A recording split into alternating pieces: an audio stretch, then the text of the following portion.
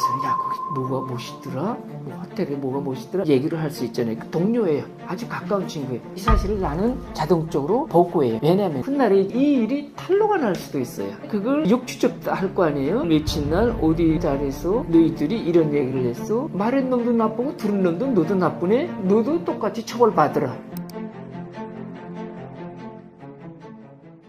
최근 여자 축구단이 한국을 방문했습니다. 예. 북한에서는 이 한국 방문을 주민들에게 어떻게 설명할까요? 참 북한이라는 나라는 세계에 열애가 없는 나라예요. 왜냐면은 우리는 TV에서 북한의 여자 축구팀 내고향팀이 왔다고 공항에서부터 다 소개했잖아요. 경기 다 보여주고 가는 것까지 다 보여줬잖아요. 알려줬잖아요. TV로. 그냥 남순이 이겼다는 거하고 아무것도 안 가르쳐줬어요. 어디서 했다는 것 자체를 안 가르쳐줬어요.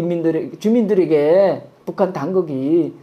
우리라면 그런 일이 있을 수 있을까요? 말도 안 되는 거잖아요. 아니 우리나라 뭐 여자 축구팀이 예를 들어서 자 KBS에서 예를 들어서 한국 여자 축구팀이 며칠 날 북한 팀을 뭐 1대0으로 이겼다 하면 그 끝이 김은익이 국민 5천만 국민이 가만히 있겠어요?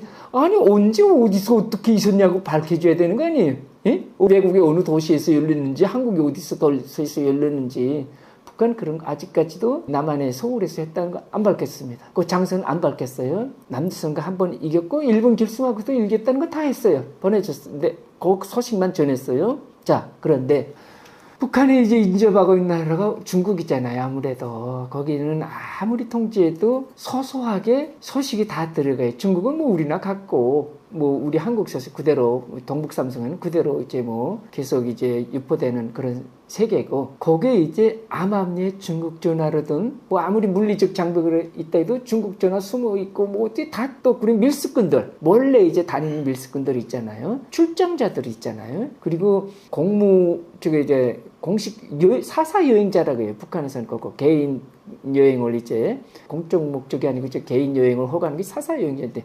이런 게 사람들의 입으로 솔솔 들어가요. 한국 수원에서 한국 여자 축구팀과 북한 여자 축구팀과 경기했고 뭐 했고 다 해요. 알려져요. 그러면 이제 북한 주민들이 그런 소소한 소리를 귀에 기울이는 거죠. 그런데 우리도 같지 않을까요? 우리 항상 당장 저녁에 먹을 밥이 없고 내일 뭐 직장 나가서 일해도 돈 받을 일이 없는데 축구 볼까요? 난 별 사람 별로 없을 것 같아요. 우리 상황을 가정해 보자고요. 에? 이것도 정말 뭐 문화의 한 행사인데 이것도 배불러야 공연이나 예술이나 뭐 영화나 이런 체육이나 스포츠죠? 이런 것들 요가 생활은 일단 사람들이 어느 정도 배불러야 눈길이 가는 거예요. 눈길이 안 간다는 건 아니에요. 가지만은 그래도 더 많이 가는 거는 이제 배불러야 이제 가는 건데 북한 주민들 가만히 하루 먹고 사는 게 전쟁 같은데 여기에 깊이 관심을 안 가진다는 거죠. 평양에서 그 참 재밌는 건 뭐냐면 우리가 수원에 이 여자팀이 경기 끝나고 갔는데 평양에 도착한 거는 한 4일간 5일 지나서 들어갔어요. 중국에서 좀 여행을 하다가 휴식을 하다가 들어갔는지 여행을 하다가 들어갔는지 아니면 그 열개를 좀 시켜서 들어갔는지 뭐 여러 가지 뭐 전략이 있겠죠. 평양 시민들 막 떨쳐나와서 이제 막 열렬히 환송하는 거예요. 이것도 똑같죠. 그거는 평양은 북한은 모든 행사는 다 당에서 하는 거니까 당에서 하는 거는 뭐 토가 없자 그러잖아요. 그러니까 나가서 열렬히 환영하는 거죠. 근데 실제 주민들 그 속에 있는 주민들이나 또 이제 지방이나 국경이나 이런 연선의 주민들은 정말 배고픈 환경 속에서 요리에 별로 관심이 없지요. 북한에서 이제 해외로 나가는 선수나 노동자들 예를 들어 이번 축구단도 그렇고 전에 어떤 세뇌 교육이나 감시를 받나요? 당연히 있죠. 제가 경험자죠. 당연히. 저는 이제 30년 전에 평양을 이제 해외 노동자, 건설 노동자로 평양을 나가지 않았습니까? 이때 기본 주는 게 정신교육이에요. 사상교육. 이제 나가서 이런 환경을 접할 수 있는데 이런 게 유혹되지 말아야 된다 하는 걸 이제 뭐 외국에 나가면 세상에 있는 현실을 눈에 보이지 않습니까? 그건 감추지 못하잖아요. 그건 보는데 유혹되지 말라. 그건 다 이제 썩어 빠진 이제 자본주의 사회의 부패성에서 시작되는 그런 환경이고 그림이다. 유혹되면 안 된다. 뭐 이런 식으로 이제 해요. 여자 축구팀이든 이제 또 무슨 방문단이든 남한에 올 때는 이거는 외국에 나가는 것보다 더 뭐 몇 배나 더 강한 사상 교육을 시키죠. 그래서 이제 이럴 때는 남한이라는 사회의 반동성을 먼저 이제 주입시켜주고, 남한은 경제적인 발전 뭐 이런 걸 많이 했다 그러지는 않아요. 그것보다 이제 나쁜 걸 이제 주민들의 사고 의식이나 국가 의식이나 뭐 애국 의식이나 이게 그런 것들이 다 없고 그냥 오로지 돈의 노예가 돼서 그냥 뭐 동물처럼 사는 게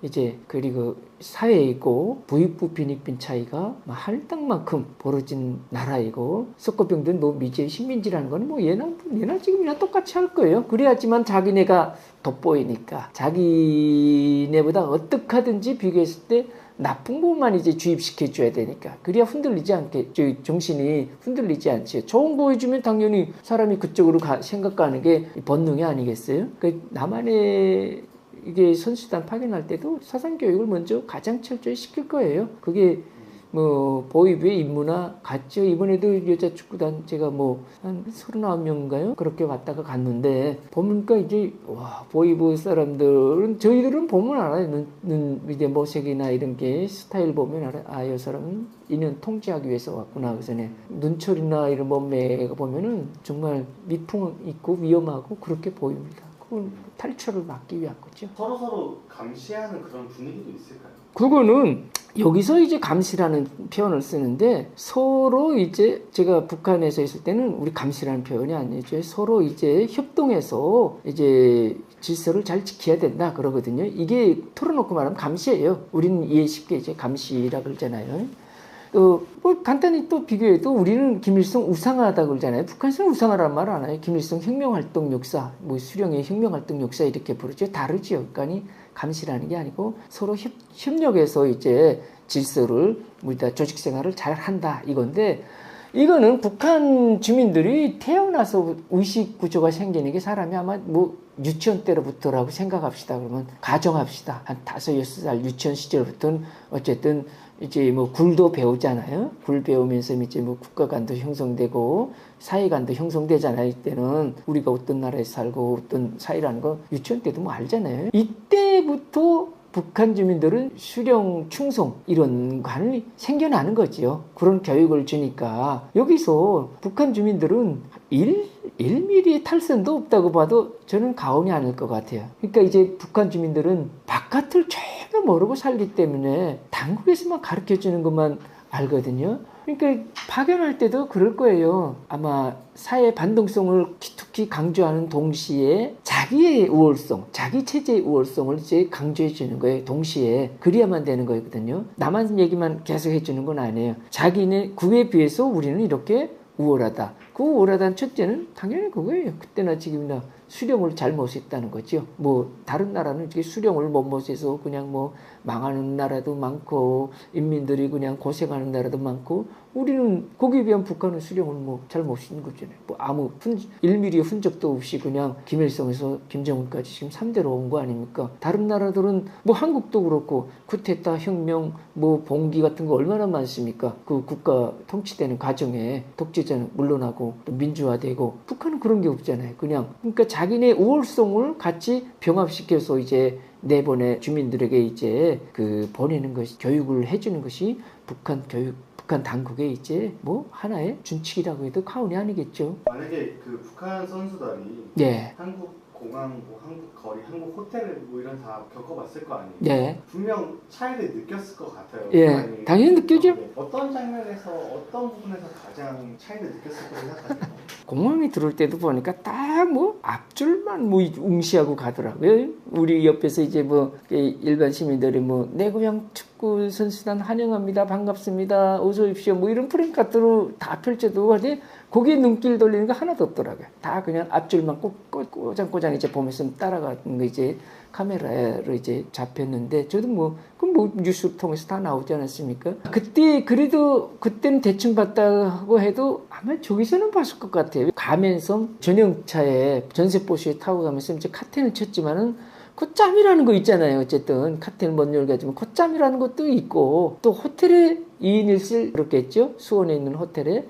2인 1실 들어도, 아니 2인 1실 딱 붙어있는 게 아니고 한 명이 화장실 간 사이에 창문들 살짝 내다보지 않을까요? 커튼 쳤다고 가정했을 때, 자, 당의 규칙이 이제 커튼을 치라는 거 아니에요. 창문에서 커튼 내려보지 말라는 거 아니에요. 규칙은 그렇지만 그래도 하나이라도 보일 거예요. 보는 사람도 있을 거예요. 그런데 뭐냐면은 이걸 봤다고 자기 감동했다고 이런 말을 못하는 거예요. 그거는 벌써 당의 결정하고는 위배되는 거 아니에요? 가능한 커튼 밖을 안 봤을 거고 봤다고 한들 나는 당의 방침을 어겼다 이런 소리나 같기 때문에 그거는 큰 영향은 없을 거예요. 공항에 들어와서도 이제 뭐 약간 눈치대도 뭐 공항이 현란한 거는 이렇게 뭐 볼 수 있겠죠. 인천국제공항 뭐 자기네 평양공항하고는 비교가 안 되는 거거든요. 제가 평양공항을 나온 사람인데 인천공항하고 비교하면 규모나 이런 질적인 면에서 100분의 1이나 될까? 제가 그때 당시 97년도 당시 그때 김포공항인데 그다음 제가 이제 지방 공항도 이제 몇 개 가봤는데 강연차로 울산공항 그때 당시 그 정도 이제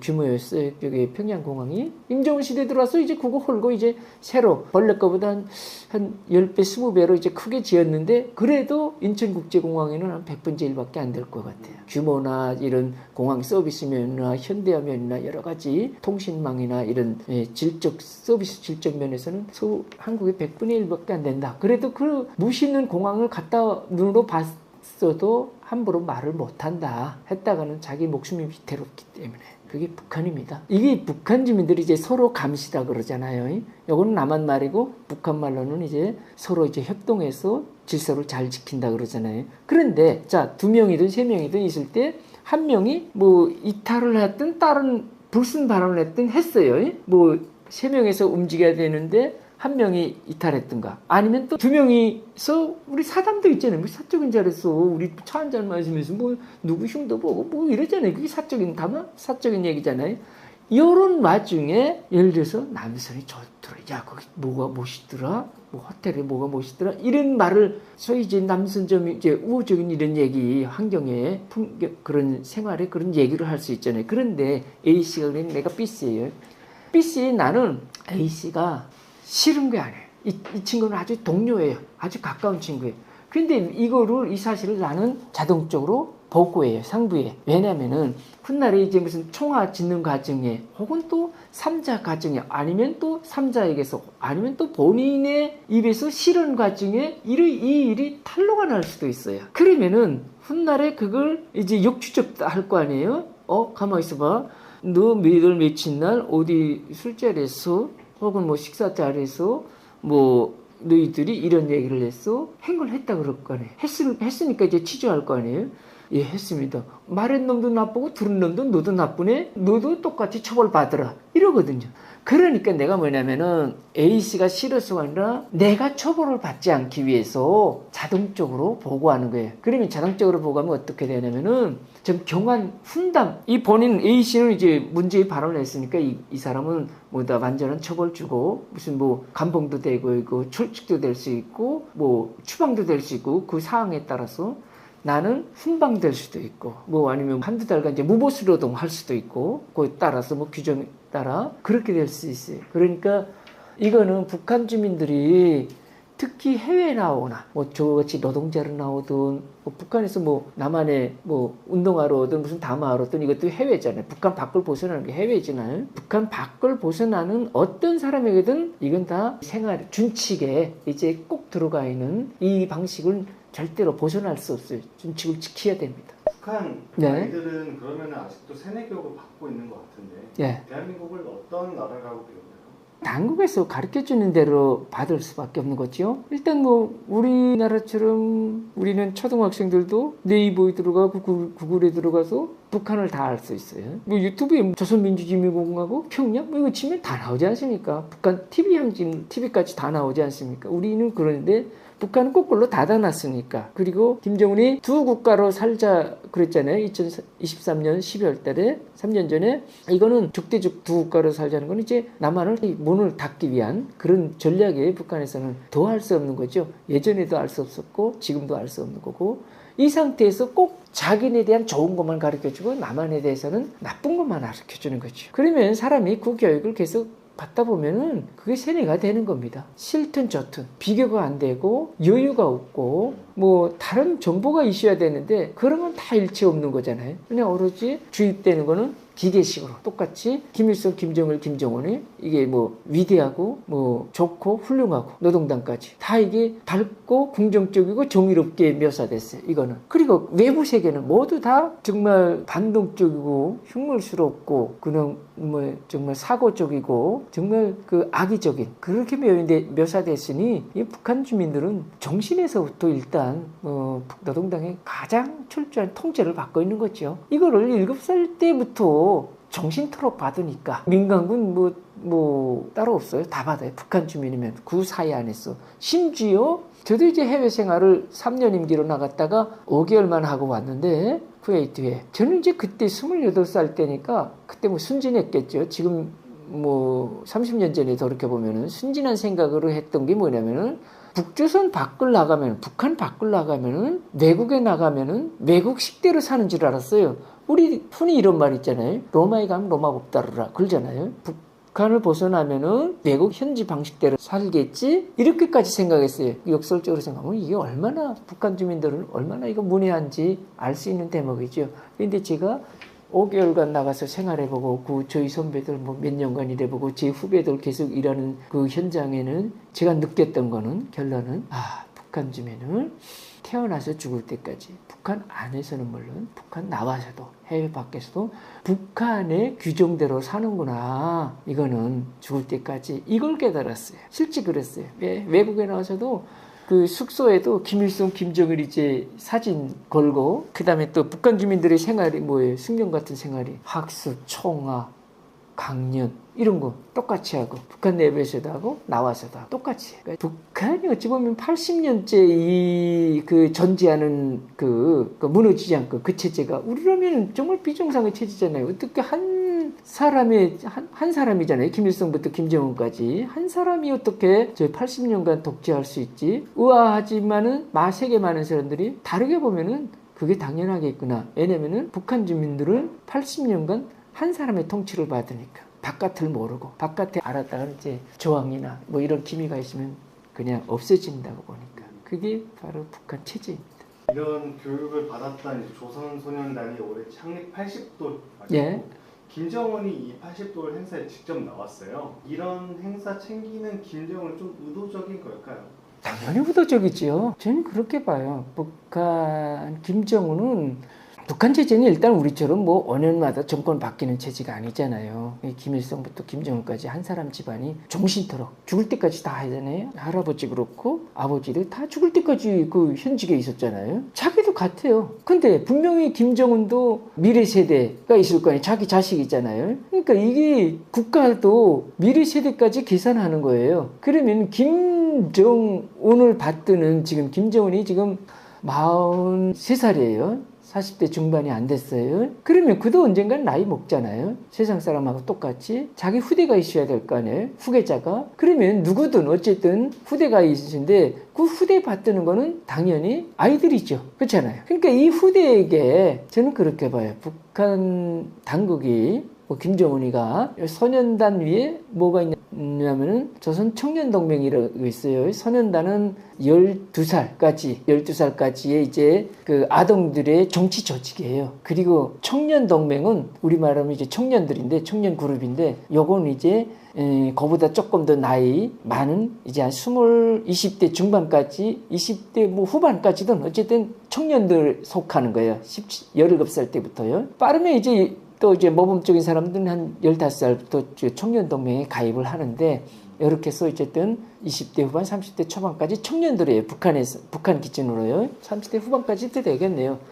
이거는 왜 이렇게 그러면 미래 세대에게 청년 세대, 소년 세대, 청년 세대, 아동 세대에게 북한 당국이 심혈을 기울이는 거는 이거는 김정은 시대에서도 별로 안 보였던 그림이에요. 근데 이제 김정은 시대에 들어가면서 이 사람이 이 분야에 아주 지대한 관심을 돌리더라고요. 그리고 정치대회, 정치회의 이런데 당대회, 전원회의 무슨 각종 이제 무슨 대회가 있어요. 이런데 5년 주기로 거진 꼭꼭 김정은이 참석해가지고서는 관심을 보이는데 이거는 그만큼 김정은이 자기 후대까지 생각하면서 미래 세대의 그 통치자의 그런 영역을 확보하기 위한 그런 전략이 아닐까 저는 그렇게 봅니다. 남한에서는 북한의 기습 남침으로 6.25가 시작됐다고 배웁니다. 북한 아이들은 전쟁이 어떻게 시작됐다고 배우나요? 제가 받은 것도, 제가 이제 북한에서 68년 태어났으니까 북한에 제가 받은 것도 그렇고 지금도 그렇고 북한은 뭐 구체적인 변함이 없지요. 제가 받은 교육대로라면은 북한에서는 6.25 전쟁을 이제 남한이 이제 북을 이제 침략했다고, 남조선이 미국과 함께 조선을 이제 침략했다고 그렇게 가르쳐 주거든요. 그 위에 쑥 좀 더 우리 깊이 보면은, 자, 북한의 초대 주석이 김일성이잖아요. 북한의 시조잖아요. 김일성은 1912년생이에요. 25년, 그러니까 14살 때 평양에서 중국으로 이제 조선 광복, 그때는 조선이었잖아요. 한국이 없었고, 조선 광복을 위해서 일제 식민지 그 해방을 위해서 저기 중국으로 이제 혁명을 떠난다는 게 이제 광복의 천리길이에요. 그게 1925년인데, 김일성이 14살 나던 해, 25년도에 이제 광복운동을 시작했다는 거예요. 그래가지고 20년간 일제 반일운동을 해가지고서는 나라를 해방한 게 김일성이에요. 1945년 8.15 광복을 북한에서는 김일성이 한 거예요. 김일성이 했으니 젊은 지도자 아닙니까? 당시로는 1912년생이면은 33살에 이제 광복을 했다는 거예요. 완전 젊은 사람이잖아요. 그리고 이제 거기다가 무엇을 세웠죠? 인민 주권의 나라를 세웠어요. 사회주의를 세웠어요. 자,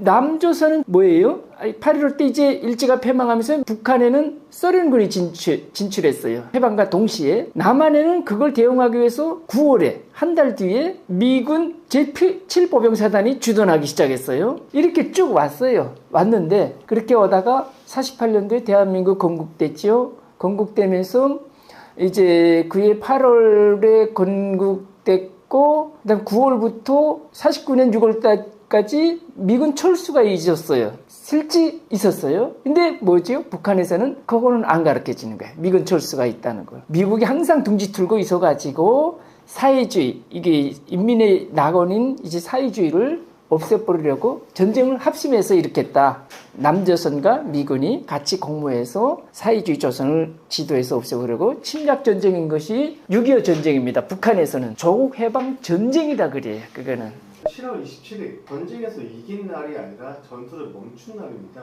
예. 북한은 이날에 전승절을 부르고 있어요. 무슨 배경인가요? 아이러니한 거지요. 왜냐면은 전승이라면은 전쟁에서 이긴 게 전승인데 승리한 걸 이제 전승이라고 하는데, 그게 뭐 북한이 승리한 전쟁이에요? 왜 자기네가 승리한 전쟁이라고 인지 안 하면은 미국이 남조선이 침략에 들어오는 걸 막았다고 승리했다는 거예요. 자기네 주장은. 근데 역사적 사실은 그게 아니잖아요. 거꾸로잖아요. 김일성이 소련군의 지원을 받아가지고 남한을 침략한 게 전쟁인데, 이거는 처음부터 끝까지 숨기는 거죠. 자기네가 먼저 시작했다는 거냐. 그리고 주민들에게, 이게 국가에서 주민들에게 교육을 줄 때 부정을 교육해 주겠어요? 궁정을 해 주겠어요? 당연히 궁정을 해주는 거거든요. 자기네 체제에 우월한 걸 해주는 거지, 자기네가 잘못한 거를, 그거는 북한 아니라 어느 나라도 갖지 않을까요? 자국민을 통치하려면은 궁정과 정의를, 자기 기준에서 볼 때 궁정과 정의를 주민들에게 교육 주는 것이 이제 상식인데, 북한도 그 상식을 지키는 거죠. 미국하고 남조선이 침략을 해서 시작된 전쟁을 강철의 용장이신 김일성 장군님께서 그렇게 미제국주의를, 그래서 우리가 배운 때는 한 시대에 45년도에 일제가 패망했잖아요. 45년 8.15 때. 그것도 김일성의 업적으로 된 거예요. 북한에서는. 그리고 53년 휴전됐잖아요. 이것도 김일성의 업적이에요. 제가 교육받을 당시로는 어떻게 받았냐면은 한 시기에, 한 세대에, 사람이 한 세대는 30년, 35년 이렇게 보거든요. 한 세대에 두 제국주의를, 세계에서 가장 호전적이고 침략적인 두 제국주의를, 그게 뭐냐면은 일본 군국주의와 미 군국주의. 그러니까 일본과 미국을 타승한 이제 절세의 불멸의 강철의 용장이고 최고사령관인 김일성이라고, 이런 교육을 받았어요. 이거는 북한 주민, 북한 학생들 주민이죠. 그런 교육을 받았어요. 그러니까 이제 절대 북한은 그때도 그렇고 지금도 그렇고 6.25 전쟁, 우리는 한국전쟁 혹은 6.25 전쟁 이렇게 하는데, 북한에서는 조국 해방전쟁이다 그래요. 그러니까 그 조국이라는, 그때 당시 기준으로 조국이라는 건 이제 한반도를 조국이라고 하죠. 북한에서 부를 때는 그 남조선을 해방하기 위한, 비록 남조선과 미제가 이제 호심탐탐 공화국을 침범하려고 노력이다 시작했지만, 그걸 김일성 장군님께서 번에 제지했고 그래서 승리고 해방하기 위한 전쟁이었다. 그래서 조해방 전쟁 승리라고 합니다. 승리한 전쟁이라고 합니다. 휴전한 전쟁이라고 하잖아요. 6.25가 가까워지고 있습니다. 한국은 잘 아시겠고요. 북한 같은 경우는 6.25가 가까워지는 어떤 분위기가 있나요? 제가 한 80년대예요. 68년생이니까 그때는 이제 북한은 한 13살, 14살부터는 그냥 이제 뭐 어른들하고 똑같은 행사에 많이 통한대요. 보면 이제 저도 이제 어릴 때 기억으로는 그때도 김일성 광장이 있었어요. 지금은 이제 뭐 미사일 같은 거 이제 자꾸 보여주는 그런 열병식을 많이 하지만 김정은 시대에 들어와서는 김정일과 김일성 시대에서는 그런 것보다는 군중 집회가 많았어요. 인민들이 그냥 뭐 단합된 모습을 꽃술을 흔들고 구호를 외치고 뭐 충성 연호를 하고 이런 행사를 많이 했는데 해마다 6월달이면 6월 25일부터 휴전된 날이 7월달이잖아요. 7월 27일이잖아요.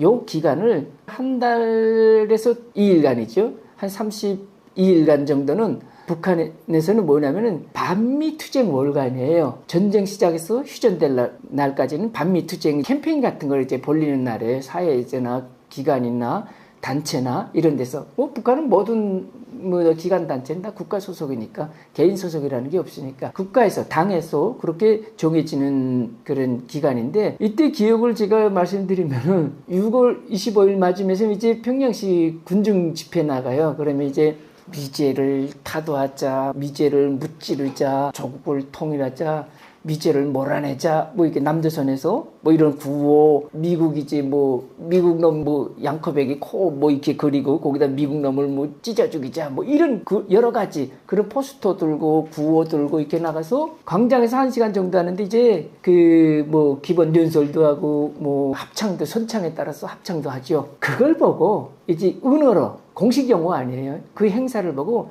밑징구라 그래요. 밑징구는 밑징구 야 밑징구 나가야 되는데 밑징구보다 한대 이름은 이게 뭐냐면은 그게 운어예요. 미국 놈의 상판을 볼 때 얼굴을 찡그린다. 그러니까 중어심을 가진다. 우리가 평소에서 찌그릴 땐 미운 사람에게 찌그린 거 아니면 찌그리지 않습니까? 표정이 그죠? 고운 사람에게 무슨 얼굴 찡그리는 사람 봤어요? 밉고 나쁜 사람 볼 때 얼굴을 찡그리잖아요. 그래서 미국 놈을 볼 때 얼굴을 찡그려야 한다. 이런 이제 북한 조직의 이제 내부적인 규칙이죠. 그냥 공식적인 건 아니고 운어다 그랬잖아요. 그래서 밑징구다 그래요. 그걸 보고 그러니까 반미 성토대 1시간짜리 그런 거 해마다 꼬박꼬박 나갔어요. 지금도 아마 그 뭐 그런 광장에서는 안 해도 그런 학교나 직장이나 뭐 이런 소규모 단체 조직별로 그거는 계속할 거예요. 실제로 학교나 직장에서도 예. 미국을 비난하는 행사, 예. 이런 한국을 비난하는 행사 이런 걸 나가야 하는 건가요?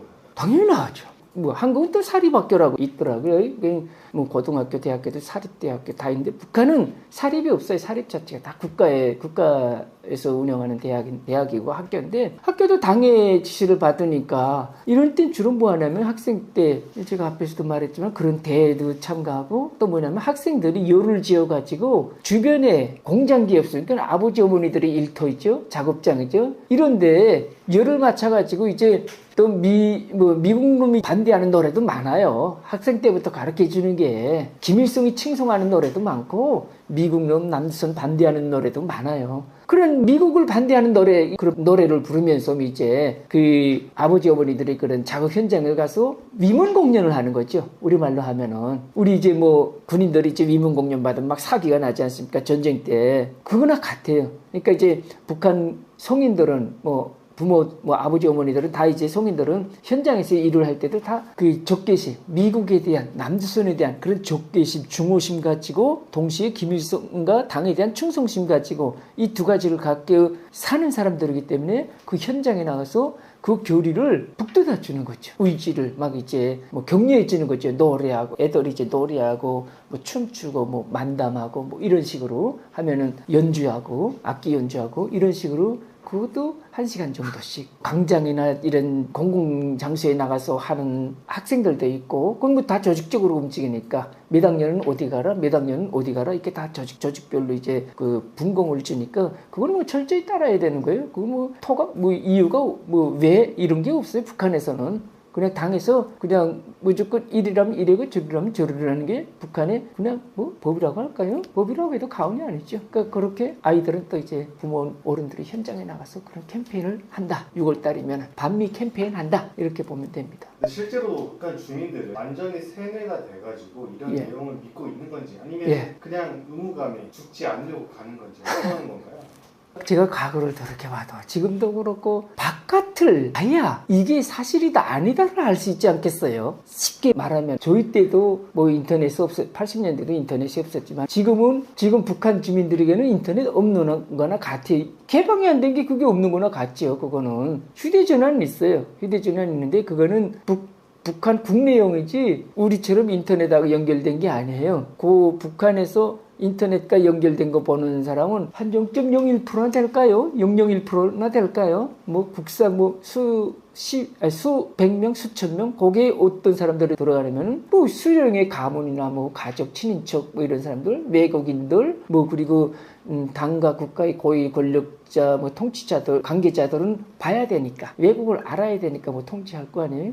거기에 0.01%도 안 될 거예요. 북한 주민의 0.1%도 안 될 거예요. 그러면 나머지 99.99% 북한 주민들은 세상을 모르고 사는 거예요. 그러니까 세상을 알아야지 이게 6.25가 진짜인지 가짜인지 누가 침략하고 누가 어떻게 됐는지 알아야 되는데 모르는 거죠. 그러니까 처음부터 끝까지 북한 주민들은 저희 아버지 세대도 그렇고 저도 그렇고 지금 북한에 있는 저희 후대들도 똑같은 교육을 받는 거예요. 북한에 인터넷이 열렸다면 다르다고 생각하게 판단돼요. 근데 그건 아니잖아요. 제가 있을 때는 인터넷이 없었고 지금 없었고 지금은 있어도 못 보는 거니까. 그러니까 북한 주민들에게는 어떤 것이든 당국에서 가르쳐주는 것만 안다. 그리고 거기에 조금이라도 반항하거나 저항하면 어떻게 된다? 없어지는 거예요. 뭐 이유 뭐 이런 게 없어요. 그냥 당의 이런 정책에 왜? 이런 게 없어요. 뭐 때문에? 이거 없어요. 그냥 당에서 이거다면 진짜 이거를 믿고 그러니까 거기 토를 못하니까 순응하는 거죠. 뭐다 반항하는 자체가 없어지는 전제로 봐야 되니까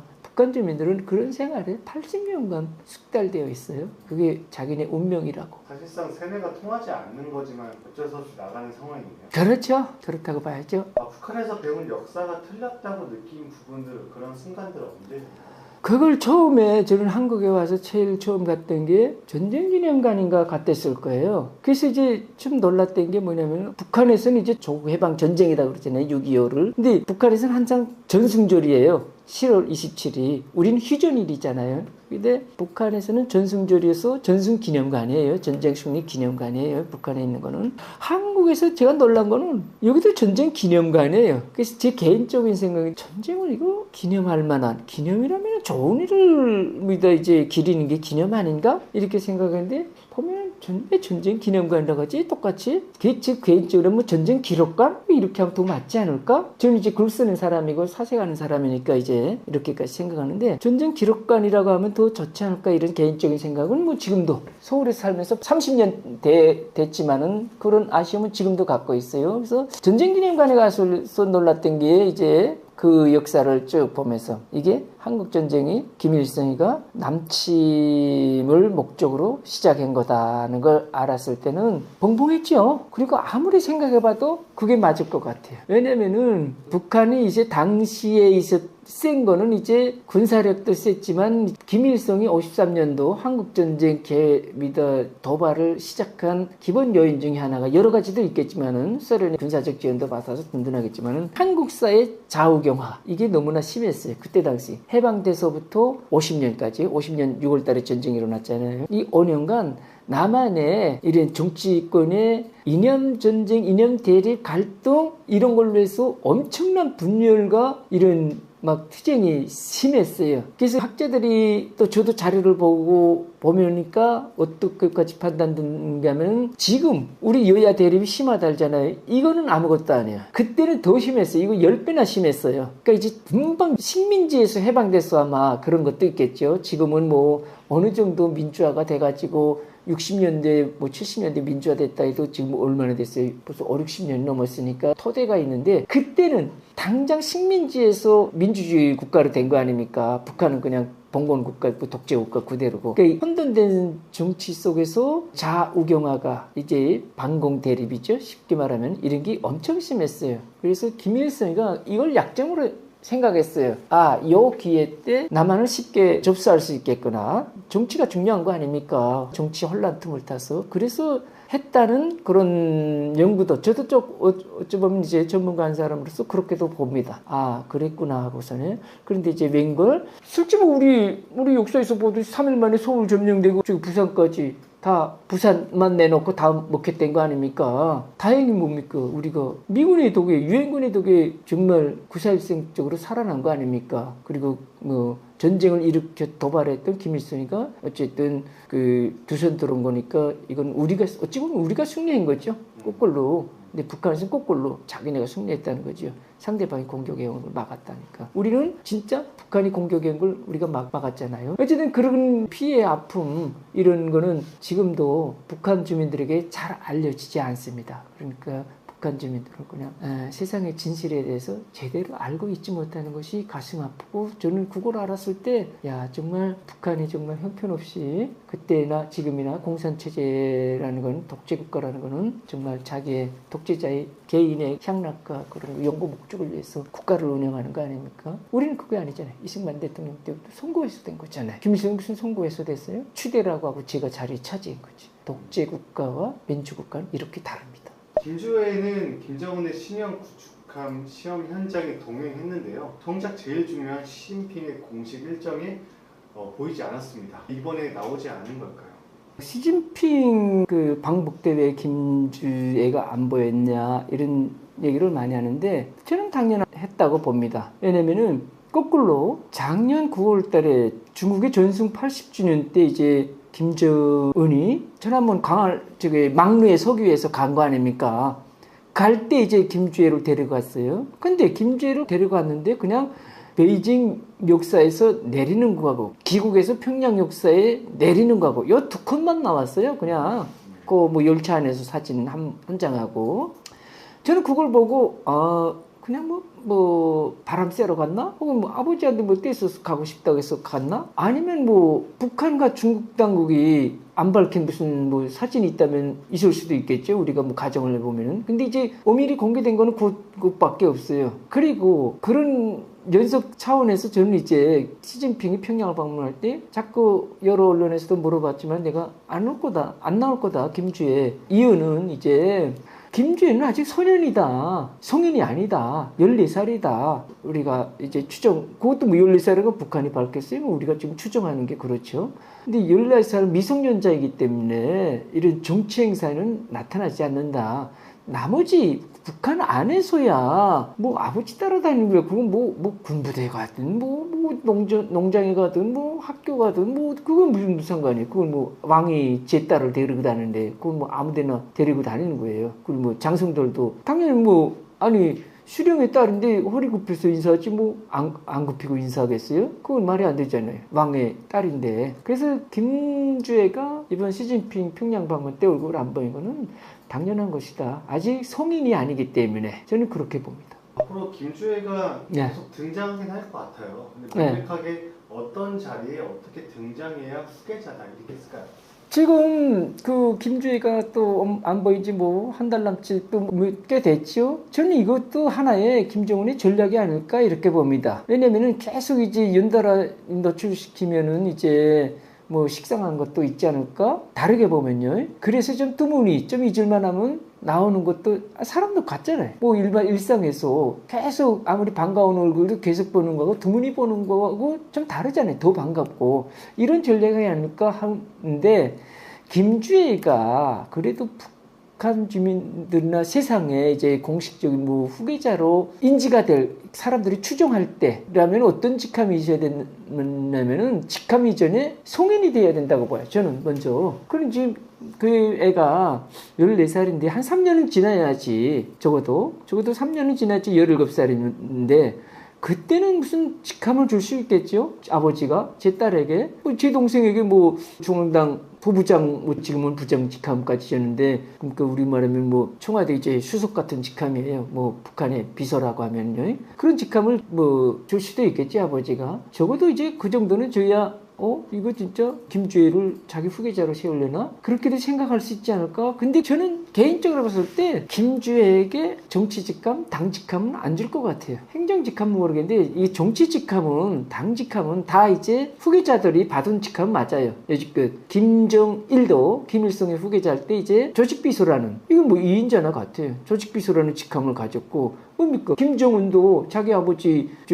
후계자로 나올 때 당중앙위원회 군사위원회 부위원장으로 직함을 가졌어요. 그 직함으로 세상에 처음 나왔어요. 당중앙위원회 군사위원회 부위원장은 이제 뭐 정치 직함이에요, 이거요. 당 자체가, 당들은 다 정치 직함인데, 자, 김정일도 김정은도 다 세상에 얼굴 보일 때는 당 정치 직함을 가졌다는 거죠. 조직비서, 중앙군사위원회 부위원장, 이게 둘 다 따로 받았지만은, 이런 정치 직함을 받았다면은 후계자라고 이제 우리가 가늠할 수 있어요. 짐작을 할 수 있어요. 그것도 확정은 아니고. 근데 김주에게 그런 정치 직함은 안 받을 것 같아요. 행정 직함은 줄 것 같아요. 당 아닌 내각에서, 우리 말하면 이제 인민위원회 뭐 그 여러 기관에도 있겠죠. 그런 직함은 줄 수 있는데, 당 직함은 왜 김정은이가 그렇게 서두르게 빨리, 자기 43살밖에 안 되는데 이제 3년 있다도 46살밖에 안 되는데, 46, 7밖에 안 되는데, 50도 전인데 후계자로 세운다?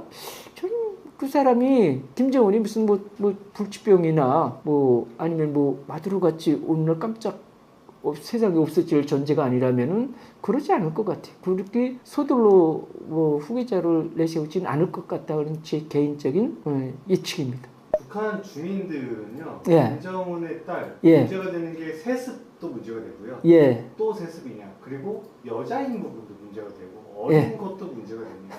북한 주민들 이런 부분 자연스럽게 받아들이고 있는 건가요? 아니요, 전혀 안 받아들여요. 저는 이거는 딜레마기도 하고 난센스이기도 하고, 그런데 우리 민주국가에서는 아무렇게 말해도 법에 걸리는 거 없잖아요. 언론사에서 추측성 보도도 해도 그렇고, 우리 쉽게, 제가 어떤 자본주의 언론, 민주국가 언론도 좀 한심하다고 생각했던 게 뭐냐면은, 시진핑이 평양에 6월 8일 9일날 이제 평양을 방문할 때, 그때 미국의 유력 경제지 월스트리트 저널에서 뭘 보도했냐면은, 평양의 화성거리, 신도시, 평양 주변의 신도시를 야경을 비춰주면서 전 세계에서 가장 경제적으로 발전되고 있는 나라가 조선민주주의인민공화국이라고 그랬어요. 제가 그걸 보고 쓰는 수만 나왔어요. 왜? 아니, 북한이 위성사진을 보면은, 야경으로 위성사진을 보면은, 한반도 38선이는 칠흑 같은 암흑이고, 그 밑은 대낮처럼 밝은 야경을 다 알 수 있어요. 이거 인터넷에 다 있는 거예요. 그 야경이 세계에서 지금 제일 경제적으로 발전된 주인공이라고 이제 자본주의 민주국가 언론에서 그렇게 보도한 걸 보고 난 실수가 나오더라고요. 참 호술하네, 한심하네, 이런 소리밖에 안 나와요. 자, 우리는 김주의 소리를 여기서 언론마다, 개인마다, 전문가마다 설랑설레 아무렇게 다 말할 수 있잖아요. 그걸 말 틀리게 했다고, 제가 이제 북한 얘기를, 탈북님께 이제 북한 얘기 주로 하잖아요. 그러면 제가 북한 얘기 예측하는 데서 틀렸다고 나를 잡아가나요? 내가 벌금 무나요? 그건 아니죠. 예측이잖아요. 자본주의 언론은 이게 가능한데, 가능하다 보니까 후계자 소리요, 무슨 소리, 이거 다 민주 언론에서 만들어진 거예요. 북한은 저리 후계자의 후자도 안 나오는 거예요. 북한에서는. 그러니까 이제 그게 자꾸 와전돼가지고 저처럼 동북 삼성이나 접경지역이나 몰래 들어가는 USB나 이런 데서 이제 들어가겠죠. 야, 남한에서는 지금 김주애를 후계자로 본다, 미국에서는 어떻게 본다, 어떻게 본다, 이런 소리까지 들어가겠죠. 그러면은 그게 진짜일까? 그럴까? 자, 그렇게 이 남한의 언론을 통으로 편집 안 하고 통으로 볼 수 있는 북한 주민이 몇 프로냐고요? 0.001%도 안 된다 그랬잖아요. 그 사람들은 생각할 수 있는데 나머지 99.9%는 이게 딴 나라 소리이기 때문에 후계자라고 생각을 못 할 거예요. 그리고 자기네 갈래를 봐서 지금까지 94년도에 김일성이 사망했죠. 2011년도 김정일이 사망했죠. 1대 2대 수령이 사망했죠. 3대 수령이 지금 김정은인데 3대까지 다 남자가 왔는데 여자로 간다? 4대 수령? 상상도 못할 것 같아요. 저는 또 그게 맞다고 봅니다. 북한 주민의 시각에서 봤을 때는 김주애는 그냥 아버지의 그냥 딸이다. 수령 아버지의 귀여운 딸이다. 이 이상 아니다. 이 이상 이하도 아니다. 저는 그렇게 봅니다. 이번 시진핑 방북을 다시 한번 보면 예. 김정은은 그동안 좀 러시아랑은 좀 가까운 느낌을 내다가 예. 중국과 이번에 다시 챙기는 모습이었습니다. 어떤 배경이라고 보시나요? 2년 전에 그 이제 북한하고 중국하고 이제 군사동맹을 맺은 게 아주 그 의미가 있어요. 여기서부터 봐야 되는데, 그 앞전 조금 들여다보면은 또 러우 전쟁 발발한 거죠. 이때 정말 그 지푸라기 잡는 심정으로 푸틴은 이제 북한에다가 동맹은 동맹이었어요. 그 전부터 뭐 동맹인데 선을 내밀었는데 김정은이가 덥석 잡아준 거 아니에요. 그리고 완전히 끈끈한 동맹이 됐잖아요. 군 이제 파병하고 무기 엄청나게 뭐 수출 어쨌든 제공했잖아요. 러우 전쟁에다가. 저는 그거 김정은이가 바보처럼 그냥 뭐 파병해주고 그냥 무기 보낸 것 같지 않아요. 상당한 돈을 가진 것 같아요. 그리고 예전부터 지금 옛부터 그러니까 80년대부터 지금까지 그 속 전부터 어쨌든 전쟁 끝나고 북한이라는 국가가 소련하고 관계를 쭉 이어오면은 경제 지원은 별로 없었어요. 군사 지원은 계속 있었어요. 우리 쉽게 보면 뭐 한국 전쟁도 소련의 무기로 뒷받침되었기 때문에 이제 북한이 전쟁을 할 수 있었고, 전쟁 끝나고도 그렇고, 전쟁 끝나고는 김일성이 가장 한국 전쟁에서 교훈을 얻은 게 핵이에요. 핵이 있어야 되네 하고 한 게 그때부터 이제 60년대부터 북한하고 핵 딜을 했다고 해도 과언이 아니에요. 그래서 지금 김정은 시대에 와서 저렇게 핵을 가졌다고 저희들은 봅니다. 러시아하고 지금까지 북한하고는 군사동맹 관계로 많이 왔어요. 그리고 반대로 중국하고 북한하고는 경제동맹 관계로 많이 왔어요. 이게 왜 그러냐면은 우리 한반도 지도 보면 북한 이제 접경 지역에는 동북삼성이 있어요. 이건 거진 조선족들이 많이 살아요. 여기는. 그러니까 뭐 한 나라나 같아요. 어쨌든 뭐 북한 주민이나 동북삼성 주민이나 이제 옥양 뭐 오투 뭐 풍수 다 똑같아요. 그냥 우리 조선 뭐 한반도 사람들하고 이 사람들의 문화나 경제나 이런 거는 다 북한 사람하고 같은 거예요. 동북삼성 사람하고 중국 사람하고. 그러니까 쉽게 말하면요. 중국의 조선족하고. 근데 여기는 서양 사람이에요. 러시아하고 접경이 북한이 조금 갖고 있는데 동맹이라고 하지만은 블라디보스토크가 이제 뭐 동방이 제일 큰 도시잖아요. 이쪽으로는 뭐 엄청난 많고. 근데 그 다 서양 사람들이에요. 보면은 서양 사람하고 조선 사람하고 문화가 다르잖아요. 생활이 다르잖아요. 그러니까 이제 거기서는 이제 돈이나 가스나 이런 걸 많이 지원받을 수 있는 군사적인 지원까지 포함해서 받을 수 있는데 경제적인 지원은 이게 중국하고만 된 거예요. 그리고 또 이번에 제가 시진핑 평양 방문을 자세히 감망해 보니까 왜 시진핑이 이렇게 북한에 적극적으로 이렇게 7년 만에 이제 재방문했거든요. 그리고 이번 방문은 시진핑 주석의 올해 첫 외국 방문이 북한이에요. 이게 상당한 의미가 있거든요. 그렇잖아요. 그 대국이라는 뭐 미국하고 이제 미국의 보금간 그 대국인데 중국이 어쨌든 뭐 짙으라고 하지 않습니까? 근데 북한을 방문한 거는 경제적인 실리를 중국 쪽에서 봤을 때 그러니까 경제적인 실리, 자기네 나름대로의 실리를 좀 챙기기 위해서 가지 않았을까? 저는 그렇게 봅니다. 그게 가장 큰 요점이 나진항을 통해서 대양으로 나가고 싶은 꿈이 있어요. 중국은 오래전부터 상당히 그 이제 미국과 미일 한이잖아요. 한미일이잖아요. 이게 이제 자유민주 진영이잖아요. 그 반대 진영이 이제 북러 중이잖아요. 이게 전체주의 진영이나 같잖아요. 독재 진영이나 같잖아요. 이게 민주 진영도 이거 진영이잖아요. 이제 독재 진영이 이제 대결하고 있는 거나 같은데 우리 한반도를 쭉 보면은 어쨌든 이 기묘한 지형학적 관계에서도 중국은 계속 이제 대양으로 나가려는 그런 대양으로 나가는 진출하려는 그런 경제적 야망이 오래전부터 있어요. 그래서 그걸 좀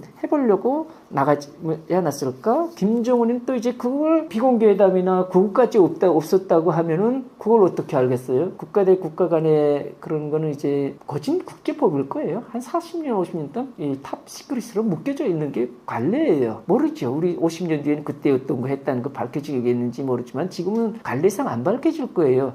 저는 김정은이 그건 묵인하지 않았을까? 대신 경제적 기여는 절실한 게 김정은이거든요.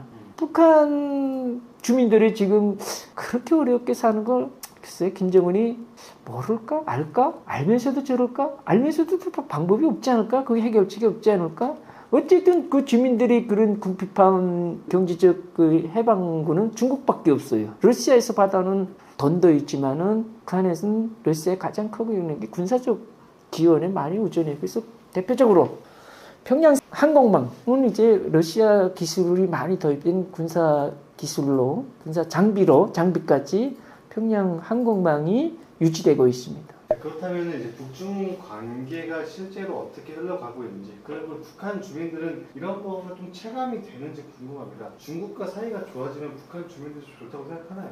그거는 가장 반기는 게 북한 주민들입니다. 왜냐면은 제가 있을 때 봐도 그렇고 지금도 그렇고 평양의 외화상점, 어쨌든 물건이 쌓이고 팔리는 데는 국영상점은 다 90년대에 멈춰섰어요. 그리고 다 이제 반자본주의화, 반개인화 돼서 움직이는 것도 현실이고, 그러나 이제 빵빵하게 잘 돌아가는 데가 어디냐면은 외화상점이나 장마당이에요. 북한 말로는 이제 장마당이고 남한 말로 하면 이제 재래시장인데, 여기는 이제 물론 통제를 받지만 이제 국가에 완전히 그렇게 받아서 이제 예속되어 가지고 이제 아니거든요. 개인이 자기 물건 팔고 사고 하는 이런 데니까, 국가 상점은 국가 제품을 공급받는, 이제 그것도 뭐 배급받는 그런 체제 시스템이잖아요. 상점하고 시장은 다르잖아요. 근데 이제 외화상점이라고 있는데, 외화상점은 이제 외화로, 말 그대로 외화로 물건을 살 수 있기 때문에, 이건 외화라는 건 그거예요. 북한에서 외화는 달러, 엔, 루블, 위안화, 이렇게 뭐 홍콩 달러 뭐 이런 등등의 외국 돈이에요. 이 돈으로 사는 물건은 다양한데, 제가 말하자는 건 뭐냐면은 여기에 80%가 중국 제품이지 한 10%가 북한 제품일까? 소련 제품은 제가 못 봤어요. 러시아 제품은 크게 못 봤어요. 뭐 있긴 있겠지. 한 5%나 있을까? 그냥 대략적으로 추정해보면요. 제가 평양에서 살았으니까 그 기억을 되돌려봐도 어쨌든 가반 60, 70%는 중국 제품이었어요. 그 다음에 대만, 일본 제품이 있어요. 등등 있는데, 그 가반, 절대 가반이 중국 제품이라는 건 뭐냐면은, 중국 상품이 뭐라는 거냐면, 상점에서 파는 건 당연히 물건이잖아요. 주민생활용품이잖아요. 주민생활용품의 가반이 중국 거다? 이거는 중국에 의존할 수밖에 없는 거예요. 시장도 똑같아요. 시장에서 나돌아다니는 이제 모든 뭐 외제품이라고 해야 되겠죠? 모든 외제품의 가반, 절대적인 가반이 중국산이에요. 이게 왜 그러냐면은 북한하고 중국이 크게 무역하는 것도 있지만은, 이게 보따리 장사나 이런 것도 무시 못 하거든요. 어쨌든 중국하고 북한은 국경을 한 90%를 맞대고 있잖아요. 북한에서 봤을 때 그다음 한 10%나 여기에 한 5%나 7% 정도만 이제 러시아하고 맞대고 있어요. 그러니까 90% 이상은 중국하고 맞대고 있으니까 그 영향을 많이 받을 수밖에 없는 거죠. 중국 물건이 북한에 많이 들어온다는 거. 근데 이제 이 관계가 북한은 역대적으로 관계가 우리가 봤을 때 북중 관계 뭐 틀어졌다, 삐딱해졌다 이렇게 다 우리는 다 뭐 보이는 대로 진단하고 추측하고, 우리는 그렇잖아요. 민주주의니까. 북한은 그런 거 없어요. 뭐 북한은 조선이라고 하죠. 조중 관계가 훼손됐다, 조중 관계가 나빠졌다 이런 말은 절대 없어요. 북한은 뭐 러시아도 같아요. 조로 관계가 좀 잘 안 된다, 뭐 예전보다 좋지 않다 이런 말 절대 없어요. 다 좋다는 것만 해요. 다 좋다는 거고, 그 좋다는 소리가 좀 없을 뿐이지 반대로 나빠졌다, 악화됐다 이런 게 없어요. 그럼 이제 북한 주민들은 거기에 더 예민하게 반응도 안 하고, 왜냐면 일단 세상을 모르고 살기 때문에 그냥 묵묵하게 그냥 당에서 시키는 대로 하라는 대로 하는 게 북한 주민이에요. 근데 이제 시진핑 주석이 북한을 방문하고 간 거는 이제 조선중앙TV에 다 나오잖아요. 이런 거 볼 때는 다르지요. 그때는 전혀 그런 게 없다가 이제 그렇게 어마어마하게 뭐 김정은이 뭐 나가서 뭐 깍듯이 맞고 뭐 한데 얼마나 잘해줍니까? 뭐 완전히 정말 뭐 기름지게 어쨌든 찰떡처럼 딱 붙어 다니다시피 아주 공손하게 아주 예의 바르게 시진핑을 이렇게 의존하는, 만나주는 뭐 이런 모습을 북악에서 많이 북한 주민들에 보여줄 거예요. 이러면 이제 말들이 도는 거예요. 야, 이제 좀 뭐다 인민생활이 많이 풀리겠네? 이게 뭐냐면은 뭐 중국에서 이제 뭐 식량도 들어오고 뭐 물자도 들어오고 뭐 여러 가지 이게 들어온다는 소리예요. 그런 소리는 많이 돌아요. 그건 뭐 나쁜 소리 아니에요. 이제 뭐 어떻게 된다? 그랑 뭐 설왕설래도 되겠지만은 유언비어도 되겠지만은 또 당국에서 일부러 만들어서 내보내요. 그런 소리를. 왜냐면 요건 말 그대로 주민들에게 뭐 희망을 주는 소리잖아요. 우리 미지와 남순 걔네들 때문에 이렇게 국제 제재 받고 압살되고 뭐 압살받고 여러 가지 고통을 겪는다. 이거는 당국에서 고정적으로 하는 멘트잖아요. 이거는 수십 년간 내부적으로 북한 주민들 모여놓고 이제 유선 방송이 있어요. 내부 방송이 있어요. 그쪽에서 하는 소리잖아요. 근데 이런 좋은 소리는 계속 뭐 나쁜 소리만 하겠어요? 사람에게? 좋은 소리도 좀 해야 되잖아요. 이런 것도 좋은 소리예요. 이번에 뭐 시진핑 주석이 와서 우리의 뭐 사회주의에 고무돼가지고 전폭적인 지원을 하기로 했다. 뭐 이런 정도는 나설 거 아니에요. 북한 신문에 방송에들. 그러면 또 여기 또 포장해서 부풀려서 보위부 지금 정보국으로 바뀌었는데 북한에서 그런 정보 당국에서 그런 걸 싹 포장해서 흘려요. 북한은 우리처럼 자유 언론이 아니기 때문에 이거 국영 언론이 아주 무서운 나라예요. 입소문이 무서운 나라예요. 또 국외 체제 유지에 도움이 되고 주민들에게 체제 유지를 결집시키고 도움 힘주면 그걸 좋은 거 아니겠어요? 북한에서 봤을 때 그렇게도 실행되는 것이 북한 사회의 속사정이다 이렇게 보면 됩니다. 평양 1호 행사라는 게 있더라고요. 예. 북한에서 말하는 1호 행사 이게 무슨 행사인지 이해가 안 가요. 뭔가요? 1호 행사는 수령이 참석하는 행사입니다. 그러니까 이제 수령은 김정은이잖아요. 북한에서는 수령이라는 말은 남한을 말하면 대통령이에요. 북한의 대통령이죠. 김정은이잖아요. 북한의 수령이 김일성 광장에 이렇게 나와서 열병식 보잖아요. 그리고 수령이 여기저기 현지 시찰하잖아요. 우리말로 하면은 북한은 현지 지도라고 해요. 거기 나가면 이제 김정은이가 어느 공장에도 나오고 농촌에도 나오고 무슨 뭐 수산사업소에도 나오잖아요. 그 김정은이가 나오는 행사장.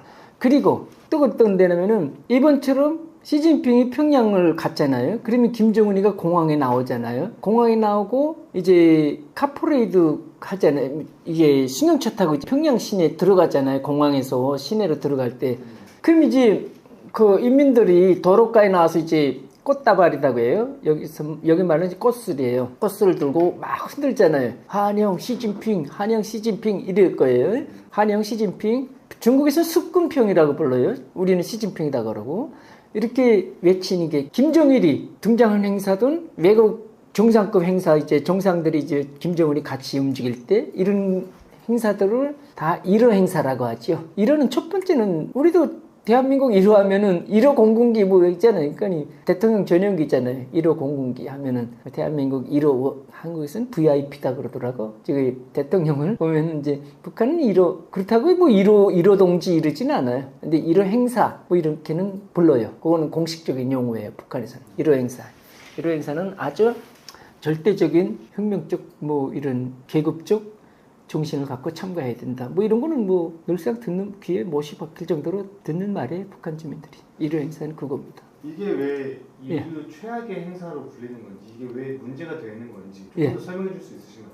그 행사에 참가하려면은 예를 들어서 이제 저도 어릴 때 그 12살 때인가 제가 이제 그 김일성 광장에서 하는 평양시 군중 대회 때 아동 부문에 이제 출연했었어요. 80년 노동당 6차 당대회 때 제가 이때 68년이니까 12살 때네요. 그때 이제 김일성 광장에서 하는 행사에 아동 부문으로 이렇게 나갔는데 그럴 때는 아동이라면 이제 부모만 볼 거예요. 가족, 부모만 보겠는데 내가 성인이라고 가정했을 때 성인이 나갈 때는 참여할 때는 그 친인척까지 그 가문의 그 토대를 보거든요. 출신 배경 이런 걸 보거든요. 왜냐면은 내 형제나 뭐 이런 가족의 불순분자 아까 북한 말은 불순분자고 남한 말로 말하면 뭐 정치범이나 뭐 이런 문제하겠죠. 이런 사람이 없어야 돼요. 그리고 1호 행사는 절대적이고 무조건적이에요. 그러니까 행사는 말 그대로 한영에서 나간 거 아니에요. 뭐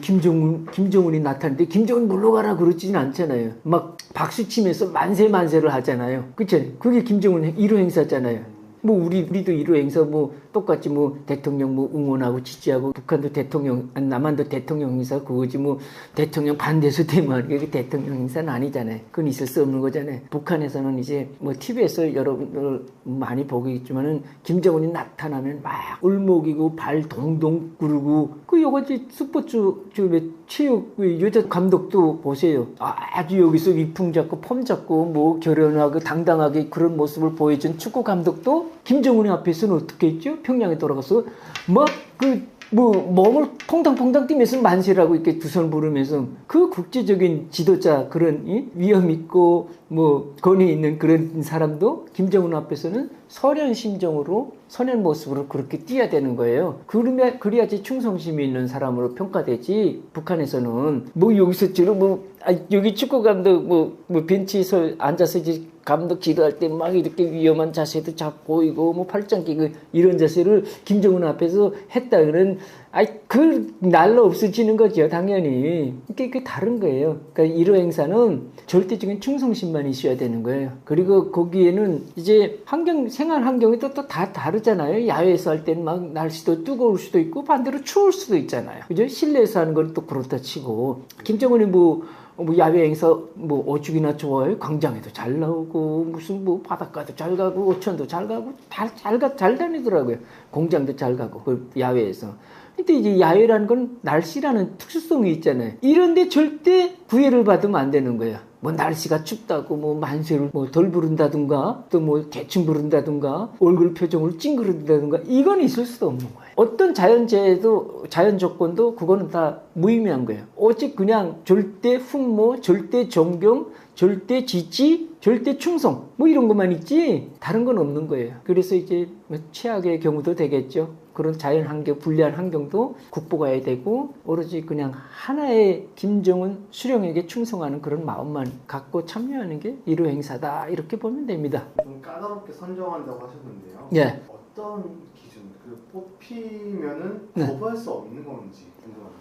거부가 있을 수가 없죠. 거기는 오히려 그걸 참가하지 못해서 안달아 하는 사람은 있어도 거기에 간택이 됐어요. 간택이 됐는데 속으로는 있을 수 있겠죠. 왜냐면은 그 무슨 김일성 1호 행사에 참가했다고 무슨 뭐 쌀을 더 줘요, 돈을 더 줘요 이런 거 없어요. 그냥 뭐 명예 뭐 몇월 며칠 날 뭐 수령님 1호 행사에 참석했다는 뭐 그런 거는 있겠죠. 근데 그게 뭐 그때 사람 명예라는 것도 밥도 제대로 먹고 등 따시고 편해야 뭐 명예도 바라지 않나요? 당장 뭐 먹고 살 길이 문제 막막한데 명예를 바란다? 근데 그게 북한에서는 자 이제 예를 들어서 내가 어렵게 사는데 1호 행사에 나가는 이제 간택을 받고 이제 지시를 받았어요. 상부에서. 이거는 따라야 되는 거예요. 무조건. 왜? 안 따른다 하는 것 자체는 안 따르거나 주춤거린다 자체는 반동이 되기 때문에 그래요. 반동이 안 된다면 괜찮아요. 안 나가도 되겠지. 반동이 안 되니까. 그냥.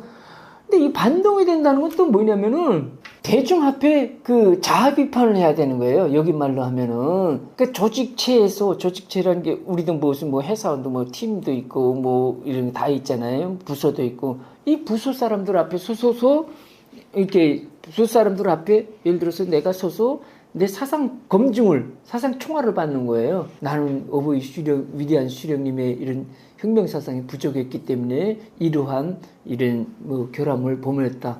1호 행사에도 절대적인 충성심을 갖고 참여해야 됐으나 마지못해 했다. 이렇게 되는 거예요. 그러면 이게 뭐냐면은 꼬리표가 되는 거예요. 그러니까 블랙 이게 리스트가 되는 거예요. 나는 1호 행사에 불참했다, 건성 참가했다. 이거는 뭐 비판받는 건 기본이고 나는 구사에서 제대로 정상적인 승진과 정상적인 뭐 학교나 뭐 상급 학교나 이런 걸 받을 수가 없는 거예요. 반동인데? 반동 아니고 충성분자도 많은데 왜 반동을 저기서 뭐 내세우겠어요? 안 세운다는 거죠. 하다못해 거기는 이제 다 배급사회 아닙니까? 배급을 줘도 말 잘 듣는 사람 줘도 모자랄 판에 말 안 듣는 사람 준다? 있을 수도 없는 거예요. 거기서는 숙명적으로 생명을 유지하기 위해서는 당의 그 노선이나 정책이나 절대 순종하는 그 방법밖에 없어요. 그러니까 1호 행사에 간택이 됐다. 속으로는 아이고 이거 귀찮네. 이거 뭐 밥 먹기도 힘들고 살기도 추운데 뭐 싫은데 뭐 이거 해야 돼? 속으로는 있을 수 있겠지. 그러나 그거는 겉으로 표현을 못한다. 표현하는 순간 자기에게는 치명적인 오점이 되기 때문에 있을 수 없는 거예요. 작가님께서는 이제 12살에 실제로 예. 7분 정도의 행진을 하기 위해서 예. 5개월 동안 예. 하루 8시간씩 연습했다는 얘기를 들었습니다. 네, 맞아요. 이거는 어떤 행사고 도대체 뭘 하기 때문에 이렇게 오랫동안 연습을 하는 건가요? 7분 정도 맞아요. 그 12살 때 이제 김일성 광장에서 그때는 김일성하고 김정일이 있었어요. 공동 수령이었어요. 그때는 김일성이 이제 조선노동당 총비서였고 김정일은 이제 조직비서였어요. 2인자예요. 뭐 후계자라고 했고 그때부터 공식적으로 뭐 같이 이렇게 많이 다녔어요. 김일성, 김정일이. 그때도 김일성 광장에 김일성, 김정일이 동시에 이렇게 같이 나왔어요. 근데 그 앞을 이제 행진해 가는 이제 그 소년단 대열에 제가 참여했던 거예요. 7분 정도예요. 7분 정도 이제 그 광장 입구에서 지나가는 그 주석단 앞을 지나가는 게 그 정도인데 그 1시간 그 5개월 정도 훈련한 건 뭐냐면은 우리 말하면 아동이지. 어쨌든 12살이면 뭐 아동이니까 초등학생이니까 그 앞에 소고 북 있잖아요. 북을 메고 이제 봉을 짚고 열을 맞춰서 그걸 흔들면서 머리는 이제 이제 광장 쪽으로 돌려 보면서 행진해 가는 거예요. 북치고 광장 쪽으로 시선 보면서. 근데 그 광장에 시선 봐야 되는데 그 열은 1mm도 흔들림 없이 똑같이 지어야 되는 거예요. 맞춰야 되는 거예요. 그 열과 줄을. 그러니 5개월간 훈련하는 거예요.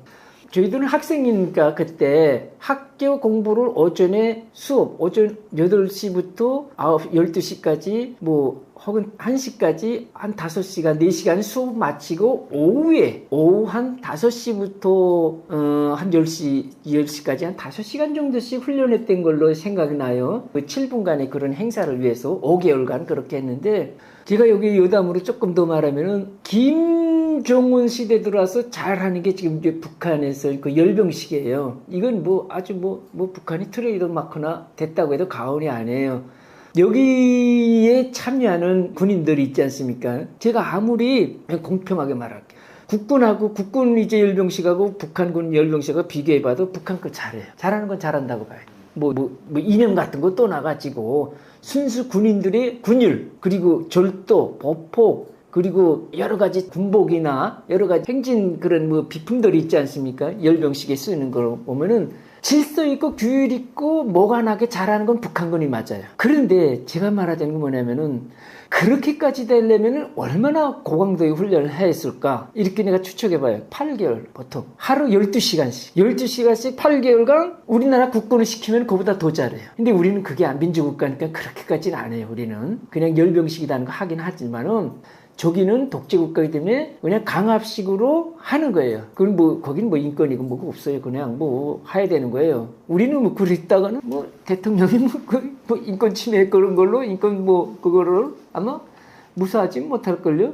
예를 상상해 보면은. 그런데 북한은 이제 그런 독재자, 김정은 아닙니까? 그 독재자 한 사람의 그 좋은 말로는 국가 위상을 보여주고 국가의 군사력을 세상에 보여주는 건데 결국은 거기서 그 1시간 남짓 되는 그 열병식에서 또 평양시 그런 군중집회에서 제일 파한 데서 하는 사람이 누구예요? 한 사람밖에 없잖아요. 김정은밖에 없잖아요. 그 한 사람의 만족과 쾌락을 위해서 수십만 이제 시민들과 그 군인들은 그렇게 정말 몇 개월간 길게는 1년 가까이 고독한 훈련을 하는 게 그 사회주의 국가입니다. 그게 또 사회주의 국가는 보여주기 위한 이제 정책을 많이 하고 어찌 보면은 체제를 유지하기 위해서 그것도 하나의 방법이에요. 그 6개월에서 1년간 고독하게 훈련해봐요. 딴 생각은 못할 거 아니에요. 세상을 볼 수도 없지만은. 그쵸? 근데 그런 거 없다고 가지고 해봐요. 그런 사람들 계속 우울하고 다른 잡생각도 하고 정부 반국가 음모도 생각할 수 있잖아요. 그런 걸 다 안 하기 위해서는 그냥 그렇게 군인들은 계속 그렇게 열병식 계속 시키고 또 젊은 사람들은 계속 건설장에 보내서 일 시키고 잡념할 틈을 안 주는 거예요. 몇 시간씩 이제 행사장에서 기다리신다고 하셨어요. 예. 그러면은 밥이나 아니면 화장실 이런 거 어떻게 해결하나요? 훈련도 이제 고정되어 있어요. 도심이 이제 좀 끝입니다. 주변 옆 부분에서 이제 고정적인 훈련 이제 대도로를 이제 막고 이제 고정적으로 훈련했고 김일성 광장 이제 그 폭과 비슷한 이제 도로에서 이제 훈련을 했고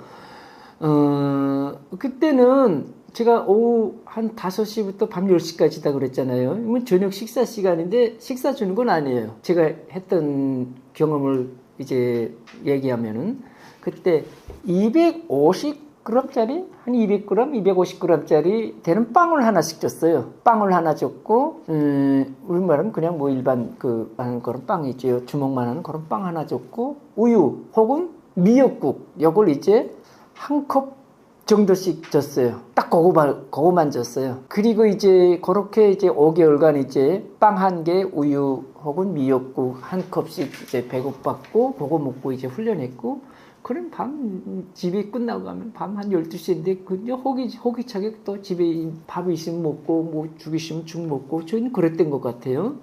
그때까지만 해도 80년대는 평양시에서 배급 정상적으로 줬으니까 죽은 안 먹었어요. 김일성이 죽고부터 이제 94년도에 김일성이 죽고 평양시 배급이 중단되면서 평양시도 죽 먹는 사람들이 생겼고 그전에는 80년대는 뭐 밤 12시에도 어쨌든 훈련 끝나고 오면 이제 집에서 밥을 먹었어요.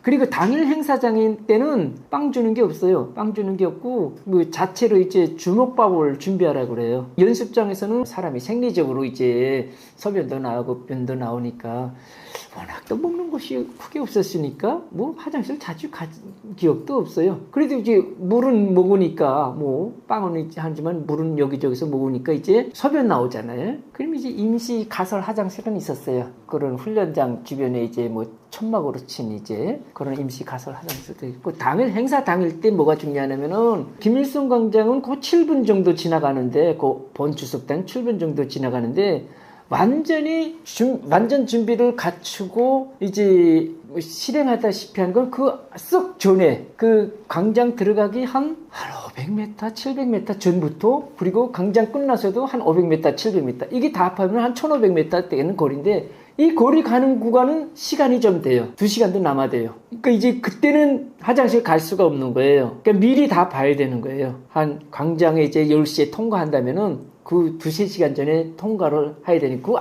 그 앞전부터 행사 시작으로 보고 움직이지 못하니까. 아니 행사 대열에 들어갔다면 이제 화장실 보려면 그 대열에서 못 보잖아요. 소변 내려면 우리 나갔다 와야 되잖아요. 이걸 막기 위해서. 북한의 일호 행사는 엄청나요. 그 주변에 뭐 진짜 개미 한 마리 올지 못한다는 말이 맞아요. 나올 수 없어요. 나 소변 좀 보고 오겠습니다. 이게 있을 수 없는 거예요. 일호 행사인데 예를 들어서 불순한 사람이 소변 보러 오겠다 그러면 뭐 흉기 같은 거 갖고 들어오면 어떡해요. 예를 들어서 뭐 광장 그런 데서는 아니지만은 뭐 우리가 TV 보면 김정은이 가까이 주민들이 가는 거 많잖아요. 막 만세 부르고 이 사람들도 사전에 몇 시간 전에 다 몸수색 신병검색 다 해가지고서는 들어가는 거예요. 그 지역에. 그리고 그 지역에서 벗어 못 나는 거예요. 소변 보러 어디 갔다 오겠다?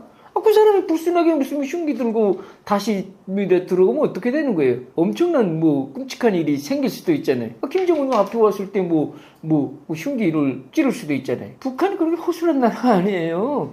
그것은 완전히 세계 최고의 그런 경호 시스템과 그런 걸 방식을 갖고 있기 때문에 그 평양시에서 진행하는 수십만의 군중도 꼼짝 못하는 거예요.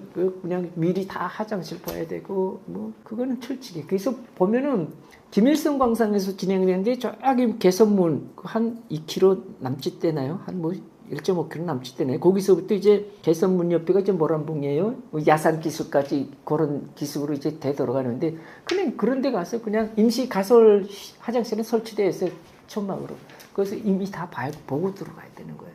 만약에 틀린다, 예. 실수한다. 예. 그러면 어떻게 되는 건가요? 그거는 크게 보면 있을 수 없는 일이죠. 북한에서는 일호 행사에 오류가 있다? 이건 있을 수 없는 일이고 그럼에도 불구하고 오류가 있겠죠. 사람이니까, 기계이니까. 그럴 때는 엄청난 처벌이 있을 것 같은데요. 그거는 일호 행사잖아요. 수령 참석한 행사에 오류가 있다면은 그거는 거기에 대한 책임? 예를 들어서 뭐 당원이라면 출당? 그리고 뭐 당원이 아니라면 뭐 흉명화라는 게 이제 강제노동이에요. 그거는 뭐 3개월도 되고 6개월도 되고 그럴 수 있어요. 강제노동이라는 건 무보수노동이에요.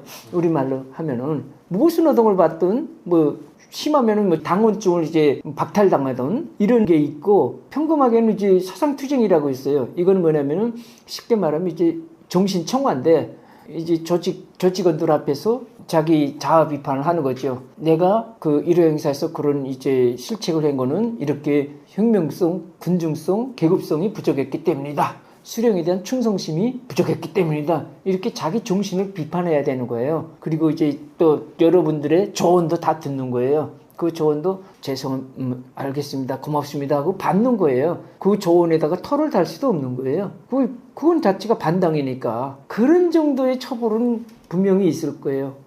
일호 행사에서 무슨 이제 여러 가지 오류가 발생하면은 왜냐면 그런 거 없다 하면은 그 반복될 거 아니에요? 그게 용서가 되겠어요? 북한에서는 수령을 받던 데서는 1mm의 오류도 없다는 게 자기네 정책인데, 자기네 뭐 국법이나 같은데 북한 당국에서는 그렇기 때문에 지금까지 뭐 흔들림 없이 지탱되는 세계 유일무이한 그런 80년 독재 국가 아닙니까? 이 지구상 통치로 80년을 한 사람이 통치한 나라가 없잖아요. 근데 북한은 있잖아요. 지금 세상에 존재가. 거기까지 되기까지는 그 1호 행사에 생기는 오류를 엄청나게 처벌한다는 걸 우리는 짐작하고 또 남는다. 저는 그렇게 봅니다. 실제로 그 당시에 예. 5개월을 준비하셨을 때 예. 매일 8시간씩 연습한 그 행사에서 김일성과 김정일 앞을 지나갔을 때 예. 영광스럽다고 느끼셨나요? 솔직히 말하면 그렇습니다. 영광스럽다고 느껴요. 왜냐면은 행사 훈련할 때도 내가 이거 김일성 때문에 김정일 때문에 이런 고생하네 이런 생각을 못해요. 왜냐면은 북한은 전체 인민 사상 교육이 완벽한 나라고 철저한 나라예요. 북한은 우리 민주 시민의 시각에서는 이해가 못할 거예요. 아무리 제가 설명을 해도. 그래도 조금 한다면 북한 주민들은 7살 때부터 종신토록 수령 충성 교육을 받고 산다 그러잖아요. 훈련할 때도 이건 뭐 일반 주민도 아니고 그 행사에 참가하는 당사자들인데, 학생이든 어른이든 그 행사에 참가하는 당사자들 있잖아요.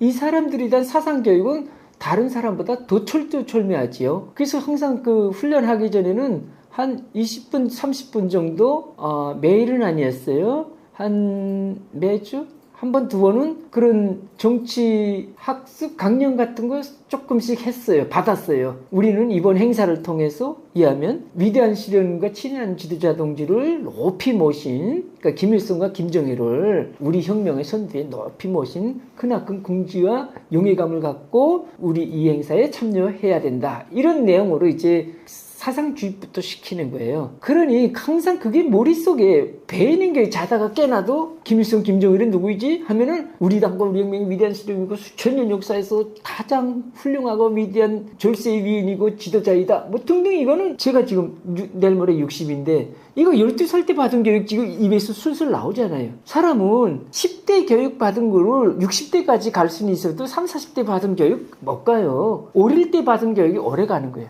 그래서 북한에서는 우리 조기 교육 있잖아요. 어릴 때부터 교육 주잖아요. 그거 같아요. 북한에서도 7살 때부터 수령 충성, 노동당 충성 교육 주는 게 그거예요. 오래도록 주민들에게 이거 각인시키기 위해서 그 교육을 주는데, 당연히 김일성, 김정일 앞에 갈 때도 그런 영광심, 그런 영예심, 그런 궁지심이 들었고요. 조금 또 하나 첨부해 말씀드리면은, 자, 김일성이 94년도에 사망했어요. 제가 96년도에 쿠웨이트를 갔거든요. 김일성이 사망하고 2년 있다가, 자, 김일성이 사망했어요. 근데, 자, 제가 12살 때하고 벌써 김일성이 사망했을 때는 20대 초반이잖아요. 제가 한 10년도, 15년 정도 지난 때인데, 12살 때부터. 자, 그때면은, 자, 뭐죠? 소년, 아동하고 성인하고 생각이 또 다르잖아요. 그죠? 아동 시기에는 세상이나 뭐 사회를 잘 몰랐다 치고, 가정에서 하면은. 성인 시절은 좀 알잖아요. 더구나 또, 저는 이제 대외건설기업사라는 이런 특수한 기관에 있었거든요. 외국에 건설 나갔다 들어왔다 하는 사람들이 있는 기관이에요. 이런 속에서 저는 사적인 자리에서 외국에 대한 문화적인, 경제적인 이런 소식을 좀 들었어요. 살짝. 뭐 정치적인 소식은 못 들었어요. 뭐 알려고 했다가는 그건 위험한 인물이니까,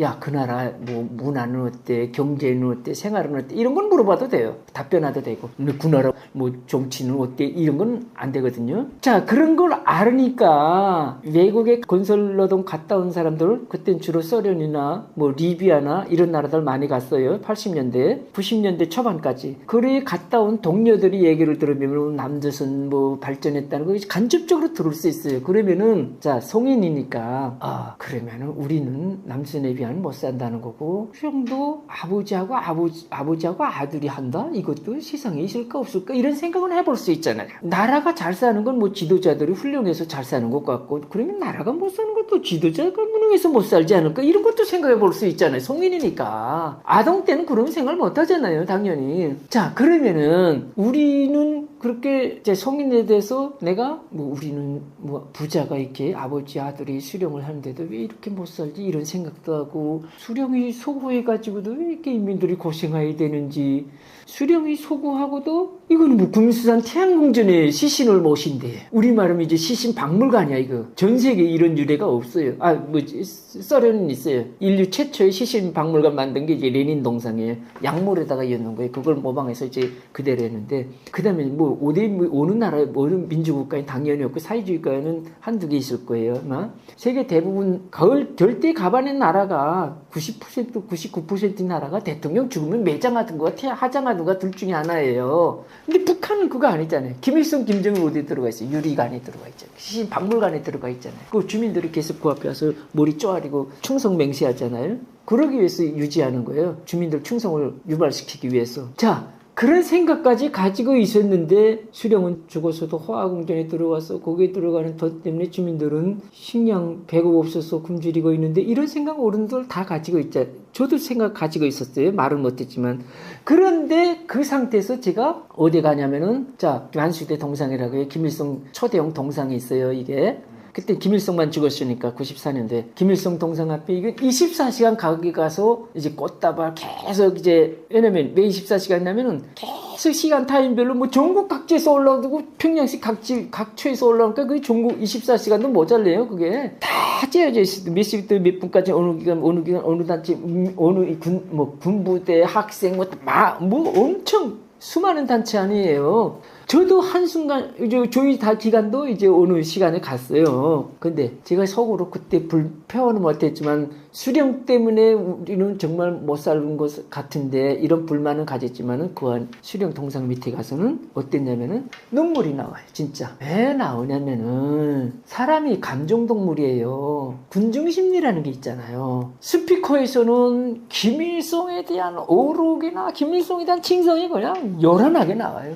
우리 인민을 한 끼라도 배불리 먹이시려고 80년이 넘으시도록 오로지 풍찬 노숙하면서 현치지대를 가신 어버이 시령께서 이렇게 애석하게도 우리 인민들과 작별하였습니다. 이걸 애도 음악하고 섞어서 내보내요. 사람 감성동물이다 그랬잖아요. 눈물이 저절로 나와요, 이게. 그래서 북한 TV 보세요. 그때 장면. 100% 사람들은 울잖아요, 그게. 그게 사람이니까 우는 거예요. 동물이라면 안 울어요. 그게 그렇게 울게끔 환경을 조성해 주는 거예요. 우리는 눈물만 보지. 그게까지 될 때까지는 그 환경은 눈물을 흘릴 수밖에 없는 환경이에요. 그게 또 일종의 통치잖아요. 그냥 죽은 망자 앞에 와서 이제 머리 수그리고 새 수령에게 충성하라는 거 아니에요. 그게 김일성 앞에 가서, 동상 앞에 가서 통치잖아요. 그런 통치는 아마 전 세계 어쨌든 북한이 최고다. 저는 그렇게 봅니다. 자, 6월 호국보훈의 달입니다. 북한에서는 이제 저 80년대까지 기준으로 보면 뭐 반미투쟁 월간을 요란하게 했는데, 김정은 시대 들어서는 그거 없는 것 같아요. 왜냐면 또 저거는 그 김정은 트럼프 3번이나 만난 사람 아닙니까?